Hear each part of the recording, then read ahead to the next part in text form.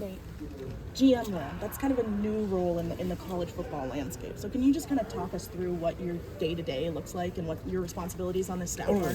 Sorry. Day-to-day for me, it's a lot of roster management stuff.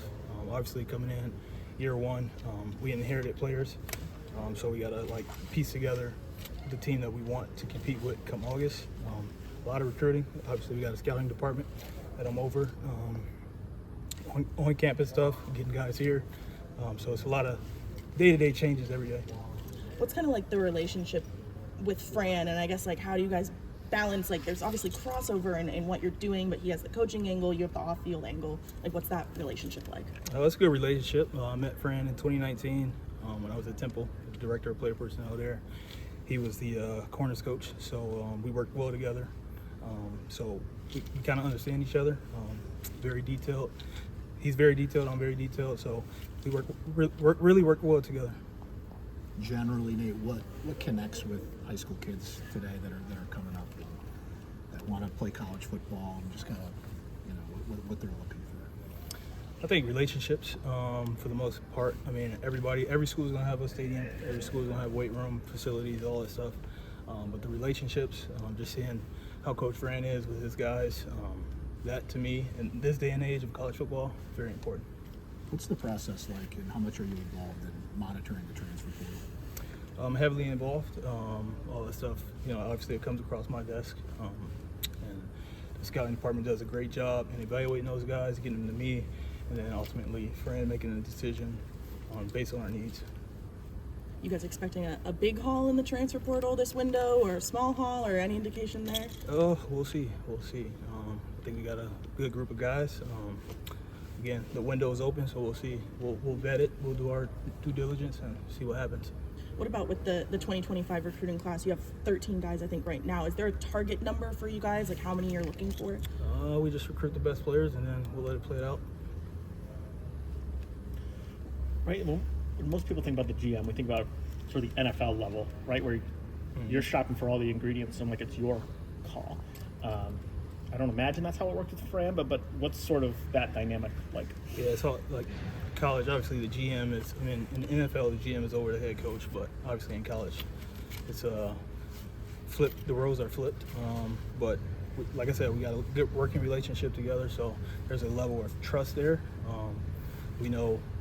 I know what's expected of me, and he knows what he expects me to do. So I think that balance is always good.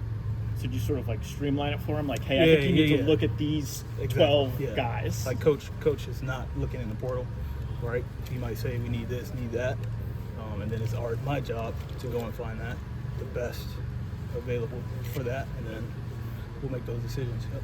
Nate, we've seen more recruits at practices here than in recent years. Is that a Fran philosophy? Is that you trying to expose Syracuse to as many people as possible, or what's the philosophy? Yeah, I think it's a little bit of both. Obviously, we want to get the brand out there, take care of our footprint, get those guys up here, moving around, seeing us work, seeing us coach. And then, obviously, we do have a lot of guys that can play football that come, that we want to get here to see us too. So it's a balance. What are some of the qualities that Coach Fran shows that in that relationship building that make him so good as that relationship building and recruiting?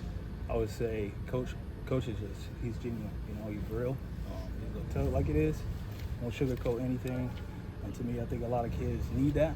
And it's not for everybody, right? It's not for everybody, but the guys that it resonates with, those are the guys that we're looking for to come in here.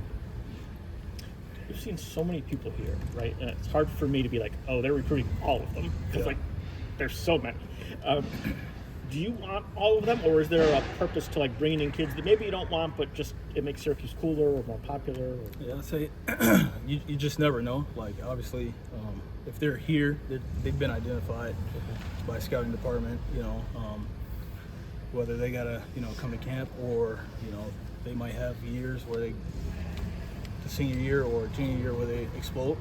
So we just want to get them here, and then we'll continue to evaluate. Take two more for Nate. Being on the roster management side of things and dealing with all that in the transfer portal, what role, if any, do you have in the NIL side of things and organizing that with players? Yeah, I mean, we have a good collective here. We're very appreciative of them and what they do for student athletes, but no role at all in that. Last one. And then finally, you talked again with roster management about having to deal with like old players that were here and new players coming in. Was there like any particularly hard conversations or conversations that went really well that you're like, okay, like I'm feeling good about how I'm doing this job? I mean, it's always difficult situations, but I think again, just having the trust of Coach Fran and his vision, knowing where we need to go. I think that plays a big part in how we make decisions and how we build the roster. So. Thanks, Nate. Thank